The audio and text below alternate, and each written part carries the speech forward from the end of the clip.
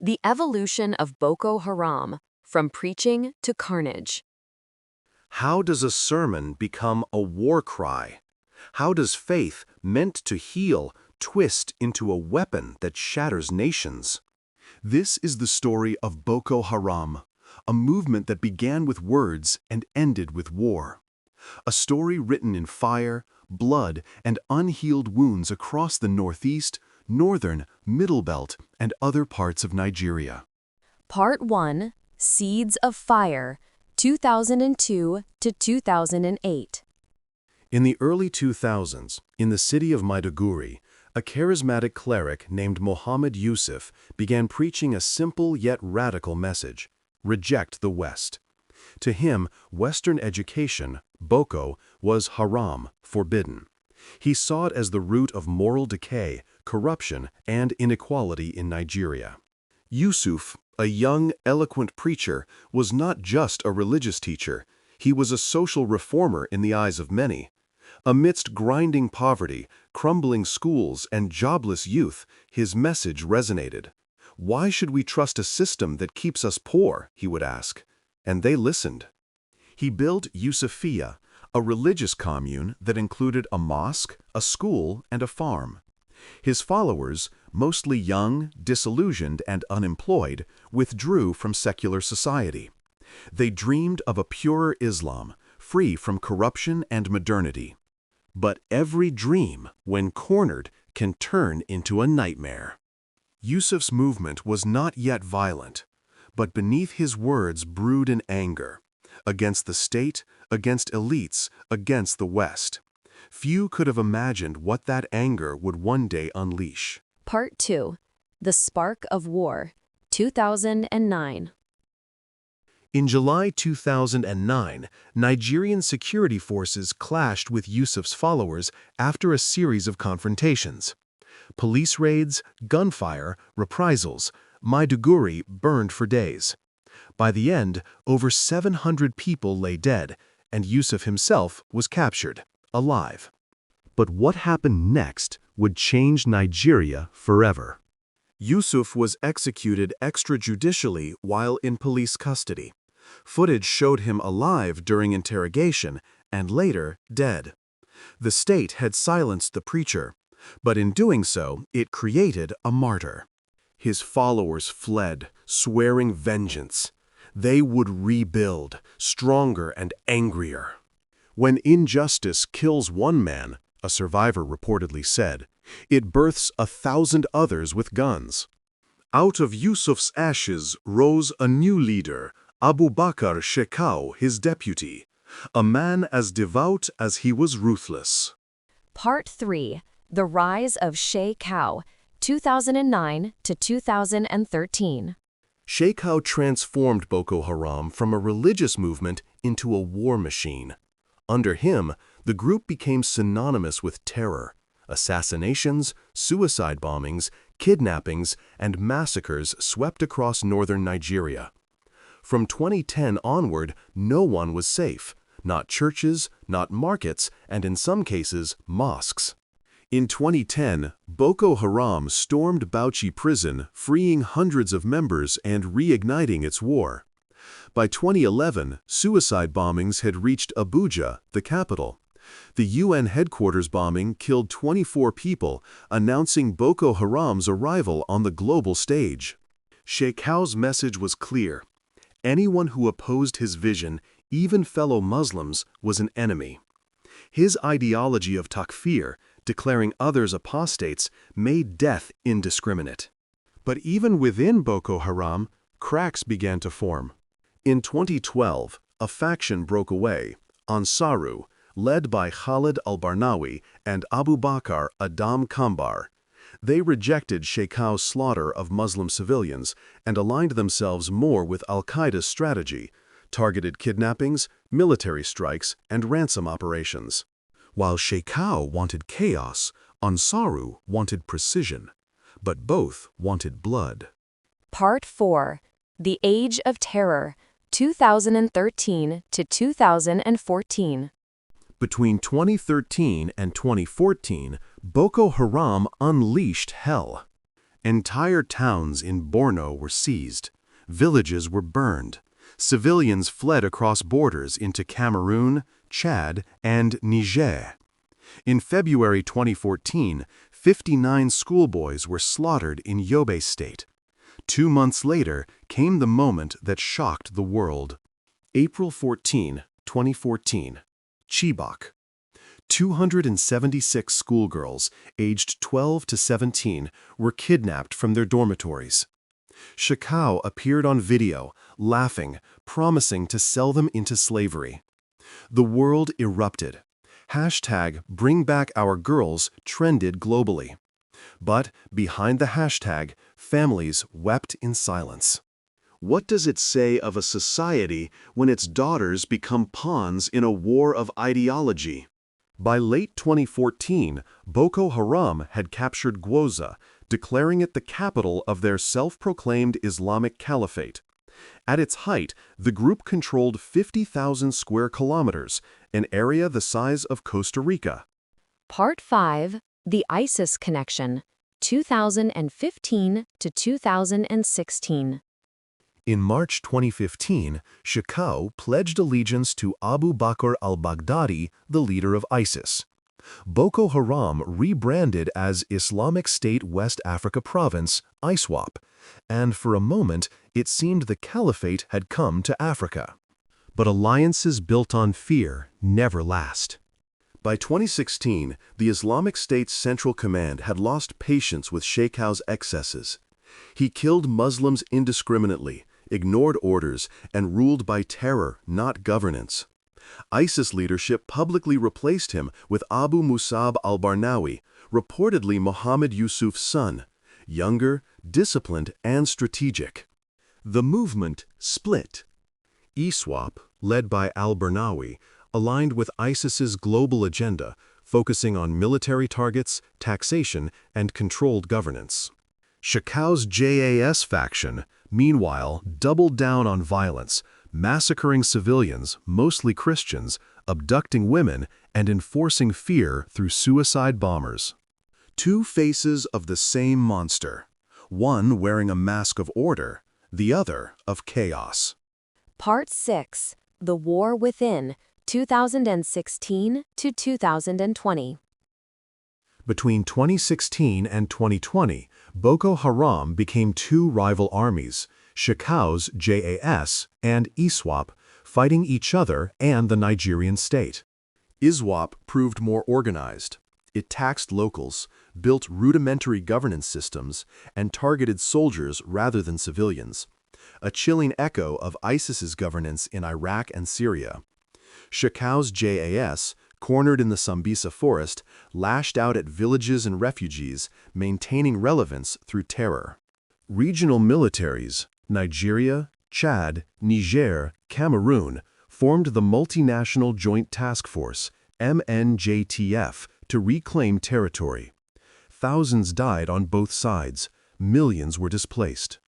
But Boko Haram adapted, shifting from territorial control to guerrilla warfare. The world began to ask, can you ever truly kill an ideology born from despair? Part 7. The Death of Shekau, 2021. May 2021, Sambisa Forest. After years of dominance, Abubakar Shekau's reign ended violently. ISWAP commanders surrounded his base, offering him one last chance to surrender. He refused, detonating a suicide vest, killing himself instantly. For many, his death symbolized justice. For others, it marked the end of an era, the death of one man, but not his madness. After his death, many of his fighters surrendered, others defected to ISWAP. Some formed smaller, rogue factions, led by figures like Bakura Doro, each seeking to keep Yusuf's legacy alive in their own distorted ways. Can a movement built on vengeance ever find peace? Part 8. Fragmentation and Resilience, 2022 to 2025. Even after Shekau's death, Boko Haram refused to vanish. In 2022, new factions emerged across Lake Chad: Doro's JS faction, Aliyun Gulde's Mandara group, and Al-Hay Kalay's Bama cell. Thousands of fighters surrendered, but thousands more rearmed. Meanwhile, ISWAP, under Sani Shuwaram, consolidated control of rural areas, collecting taxes, enforcing Sharia law, and even using drones for surveillance and attacks by 2025. The death toll remains staggering: over 100,000 killed, millions displaced, and children still growing up in camps, some with no memory of peace. When will Nigeria know silence again? Not the silence of fear, but of peace. Part 9. The Faces Behind the Movement. Mohammed Yusuf, the preacher who lit the spark. His death turned faith into fury. Abubakar Shekau, the warlord who turned sermons into screams. Abu Musab al-Barnawi, the strategist who brought ISIS into the fold. Mama Noor, the ideologue who helped expand the battlefield beyond Nigeria. Khalid al-Barnawi, the breakaway leader of Ansaru who chose Al-Qaeda's path over Shekau's madness. Bakura Doro, the new face of JS in the 2020s, adapting terror for a new age. Each, in their own way, shaped the monster Boko Haram became, and the many-headed hydra it remains. Part 10. Reflections. Why Boko Haram is not dying. Why has Boko Haram survived 2 decades of war? Because its roots run deep into poverty, corruption, marginalization, alleged strong support from Nigerian politicians, and injustice. The Nigerian state's heavy-handed tactics, mass arrests, extrajudicial killings, and abuses only deepened resentment. And while military victories came and went, hearts and minds remained unconquered. Can you bomb an idea? Can you shoot your way out of despair? Until the ideology behind Boko Haram dies, the embers of Boko Haram will never truly die. Part 11. Sponsors and Funding. Origins: Local Patrons and Communal Funding, 2002 to 2008. When Mohammed Yusuf founded the movement in Maiduguri, its support base was mainly local: donations from followers, small-scale community networks, mosque school patronage, and the charisma of a preacher who appealed to poor, disenfranchised youth. This was social-religious sponsorship more than a criminal cartel. The Turning Point: Repression, Dispersal, and Criminal Economies, 2009. After the 2009 crackdown and Yusuf's death, the group fragmented and turned to criminal revenue streams, banditry, extortion, and kidnappings to survive and arm itself. State abuses paradoxically helped convert popular grievances into a funding base for insurgency. Expansion, Ransom, and Transnational Crime, 2010 to 2014.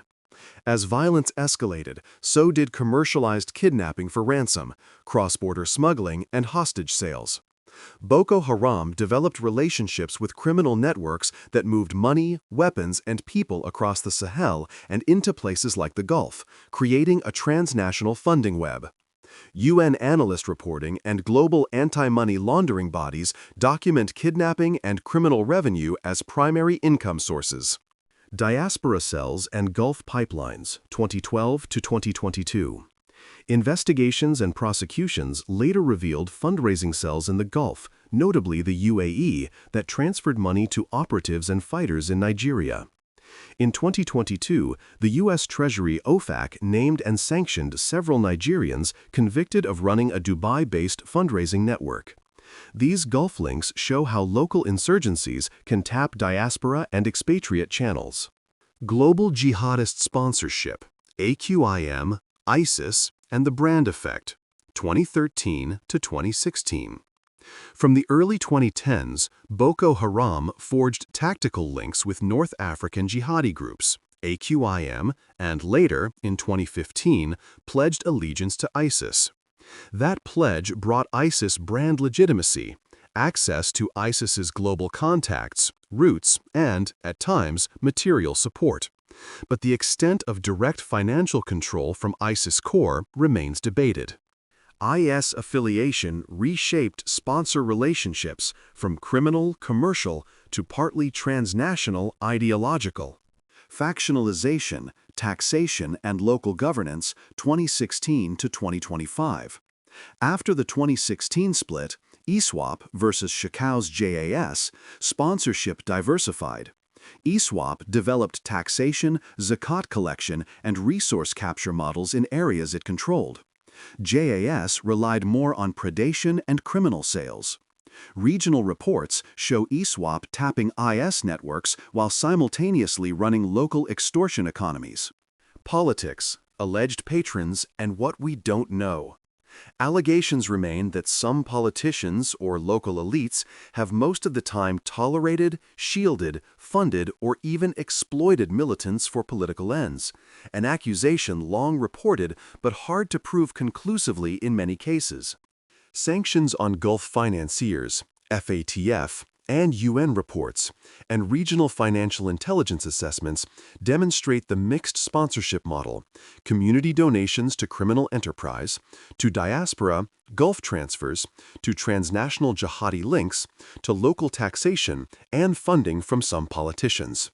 Who are the people that have been alleged to be sponsoring and aiding Boko Haram and Islamic extremists in Nigeria? Watch these allegations. The irresponsibility of the political elite by cashing in on this poverty. We all know what started Boko Haram. Everybody knows.